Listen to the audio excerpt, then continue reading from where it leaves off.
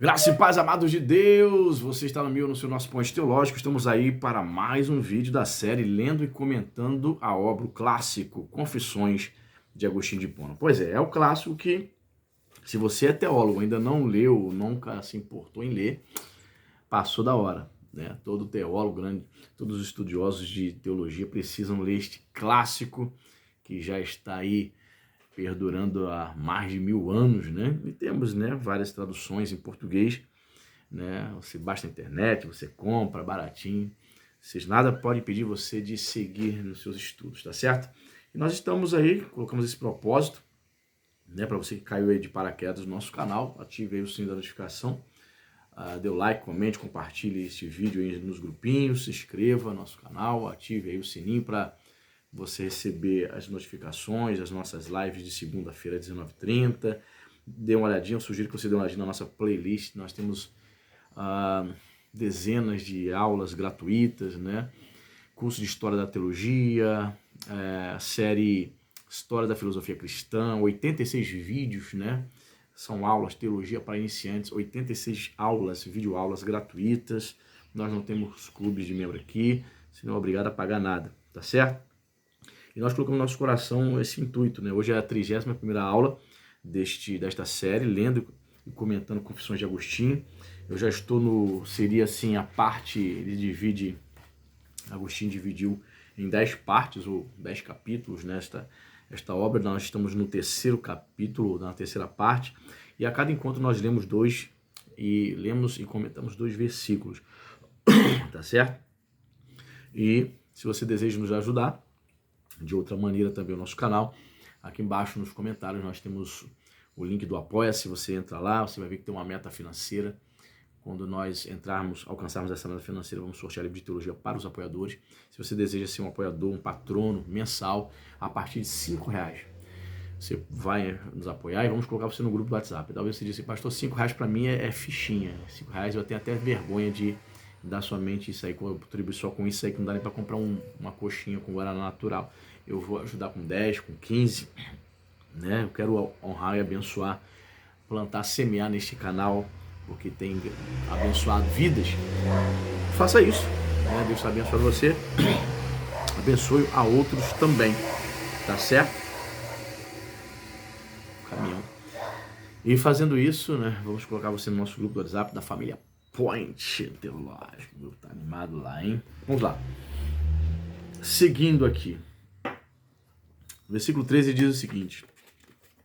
Ele está já na fase ali da processo de conversão dele, tá? Aproximadamente 19, 20 anos. Ele vem descrevendo o seguinte.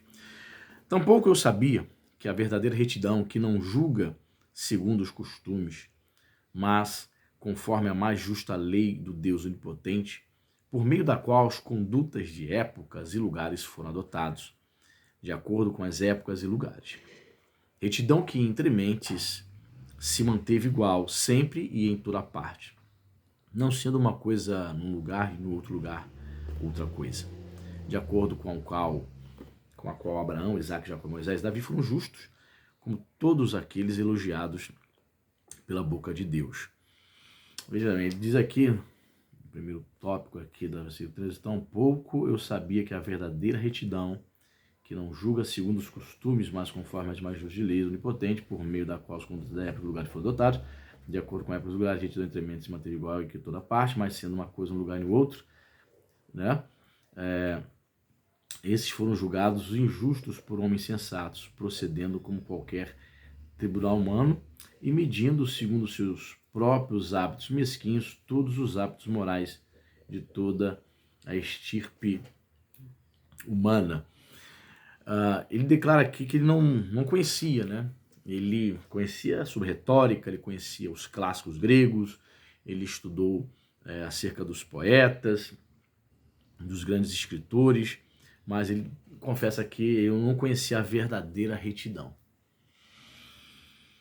Assim, como pastor, né, eu posso dizer, né, talvez um grande desafio, né, para o crente, né, frequentar uma igreja, dizer que é cristão e não conhecer a verdadeira retidão. Ele declara que não conhecia, porque ele não vivia, não seguia as leis, os preceitos de Deus. Mas o complicado é quando a pessoa declara conhecer os preceitos de Deus, a retidão, vou usar aqui o termo que usou, a verdadeira retidão, né, de Deus, mas não deseja viver, conhece entre aspas, né, conhece de maneira superficial, mas não vive a verdadeira retidão. É o desafio de todos os homens, né? Conhecer as Escrituras Sagradas, conhecer o Deus das Escrituras e viver essa verdadeira retidão. Verdadeira retidão é uma vida santa, justificada, uma vida, né, onde o indivíduo teve uma experiência do nascimento. É isto que ele quer dizer. Diz assim, como se no arsenal alguém que não conhecesse a função de cada peça cobrisse a cabeça com botas ou tentasse alcançar um capacete e depois se queixasse de que as peças não serviam. Como se, certo dia, quando o comércio fecha à tarde, o homem se zangasse por não ter permissão de abrir seu estabelecimento, por tê-lo mantido fechado pela manhã. Como se numa casa alguém observasse um serviçal fazendo algo com que nem mesmo o mordomo não deve se intrometer, ou constatasse algo que é permitido na rua, mas proibido na sala de jantar, ou se zangasse porque na casa de uma família a mesma coisa não é repartida da mesma forma entre todos. Exatamente assim são os que se queixam depois de ouvir falar de algo que era lícito para os homens justos de outrora e hoje não é mais, ou que Deus, por certas razões temporais, ordenou àqueles uma coisa e a estes outras. Interessante, né?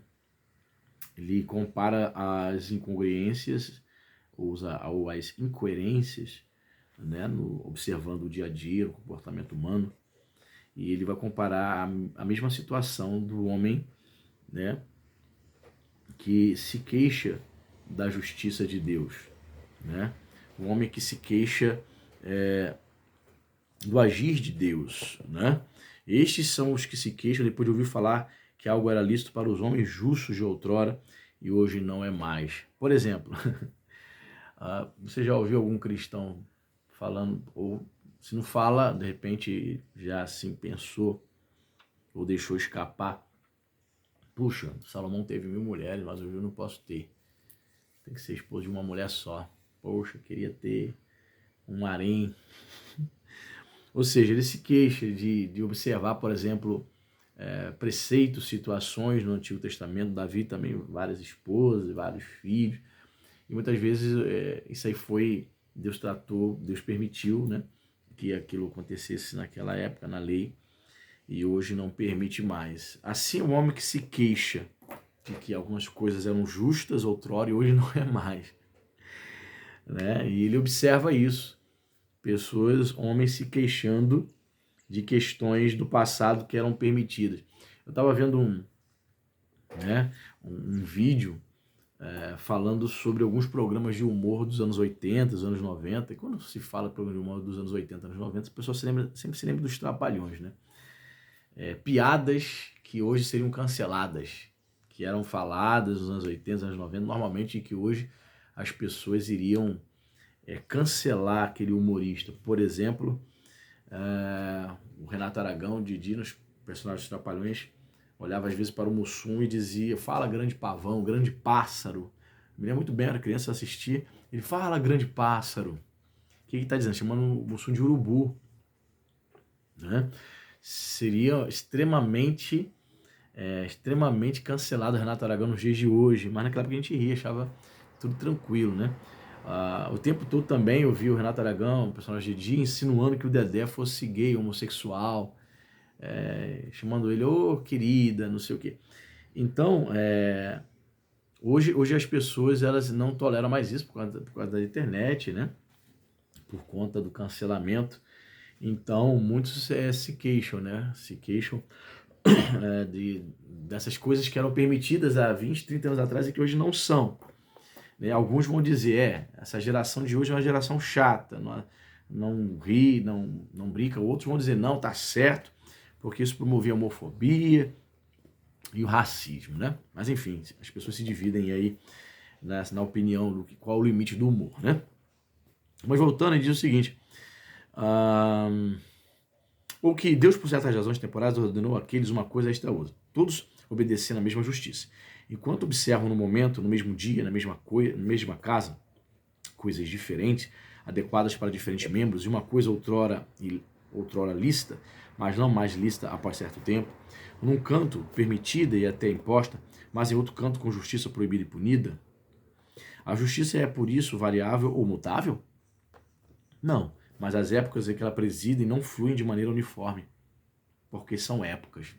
E aí, rapaz, caramba, até sublinhar isso aqui. Opa, volte, volte. Volte. Ainda bem que não caímos, voltemos.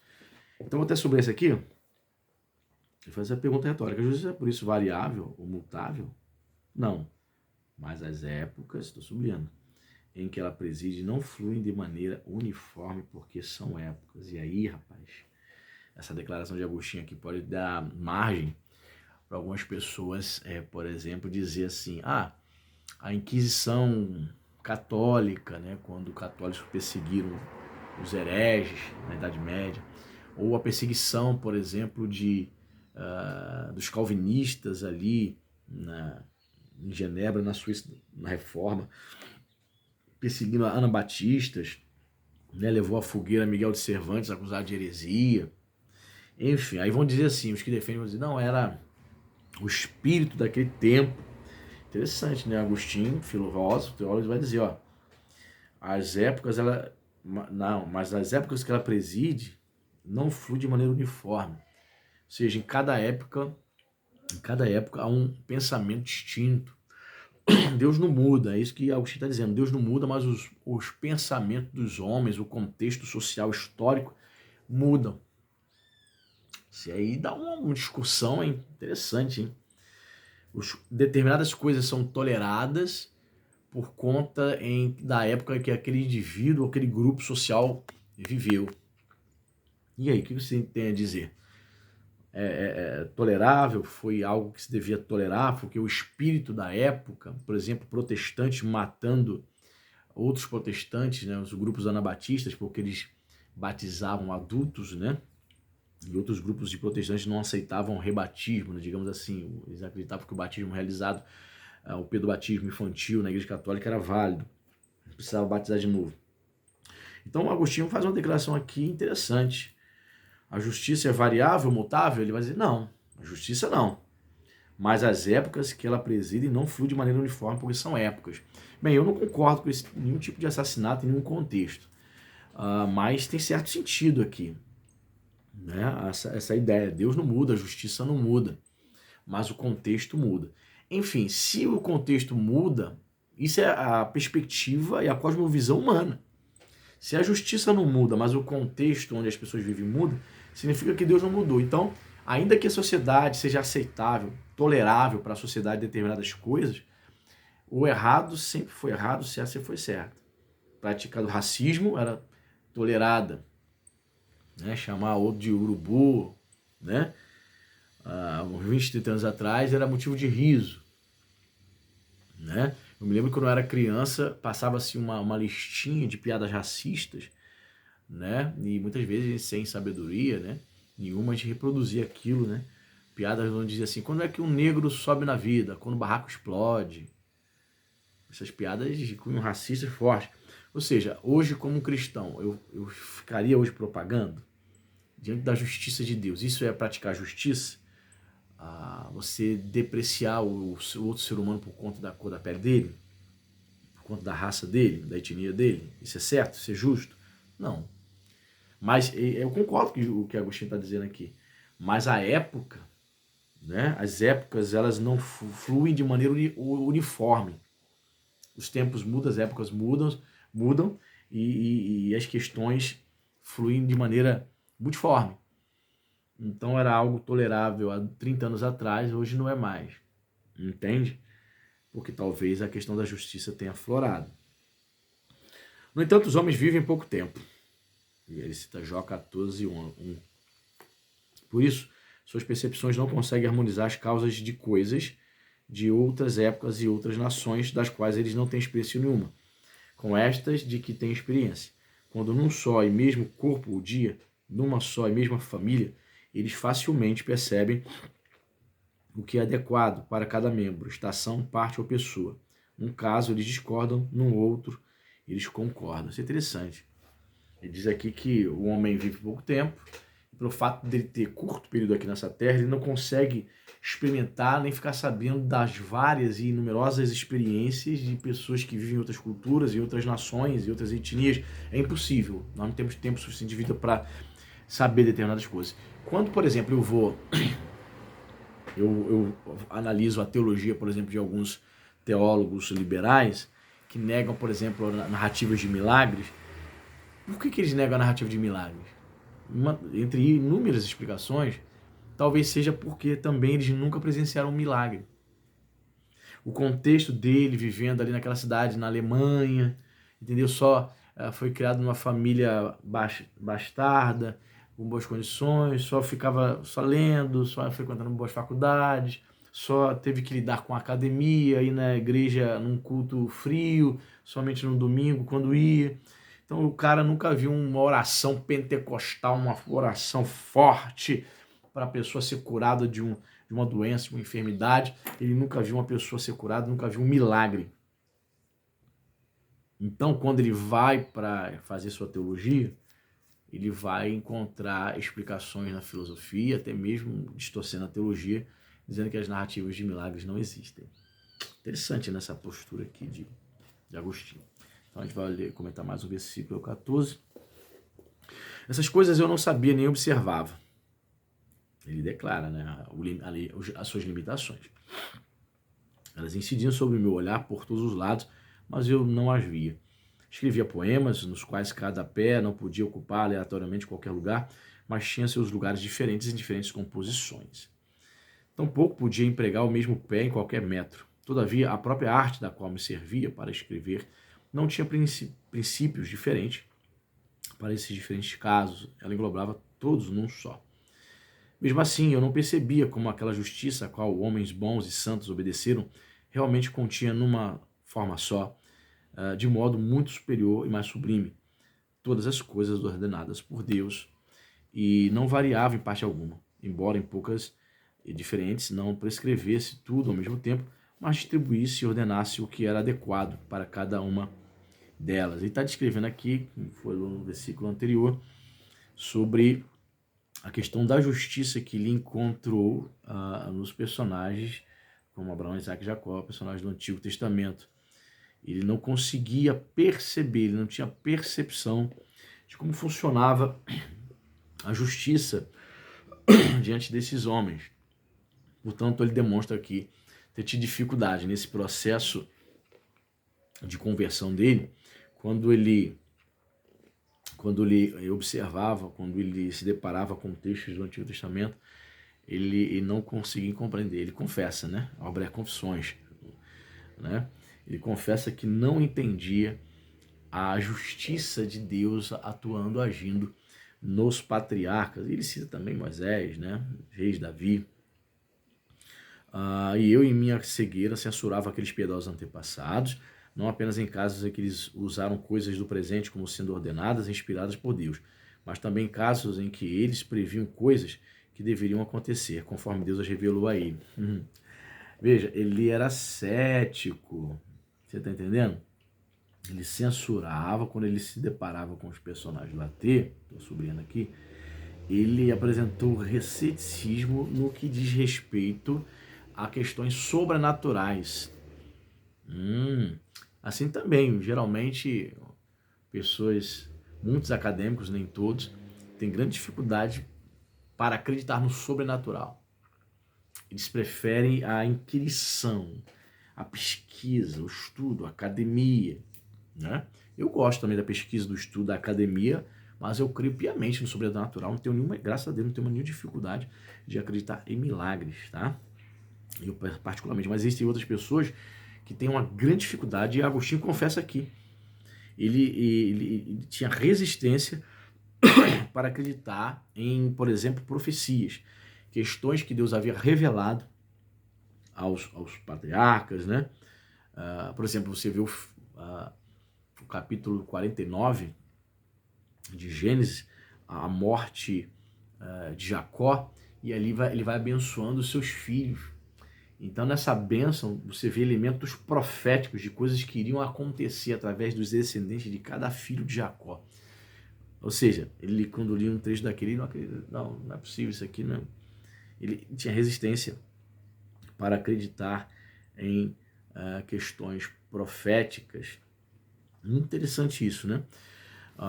As descrições aqui de Agostinho, dizendo que nesse processo de conversão, ele, ao olhar para personagens do Antigo Testamento, ele tinha grande dificuldade, né? Hoje eu vejo muitos teólogos com dificuldade de observar, por exemplo, um texto de Isaías 53, que vai estar ali, está bem óbvio, bem claro, que é uma profecia claríssima, direta, referente à obra expiatória de Jesus, né, por nós. Alguns, até mesmo se declaram cristãos, vão dizer, não é assim, isso aqui está se referindo a rei e tal, vão seguir a interpretação rabínica dos judeus que rejeitam Jesus como Messias. Teólogos, como falei aqui há pouco, muitos teólogos, como Bultmann e outros teólogos liberais alemães, uma resistência muito grande para aceitar narrativas de milagres, então eles vão dizer que são mitos criados pela igreja. Pois é. Agostinho passou por isso, mas ele venceu, né? Ele venceu e se rendeu. Teólogos, pastores ou qualquer cristão que tem resistência para crer em milagres no sobrenatural precisam se quebrantar diante do Deus que tudo pode. Deus abençoe sua vida e até a próxima.